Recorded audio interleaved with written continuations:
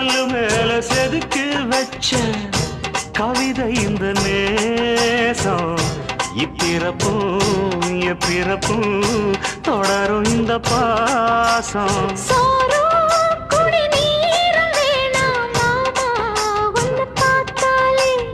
ஆறும் பசியாரும் தானாச மொழி கேட்டாலே ஒன்ன பிரிஞ்சிருக்க தன்னன் தனிச்சிருக்க அம்மம்மாடி அப்பப்படி என் மனசு ஒத்துக்காது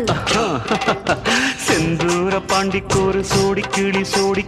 கூட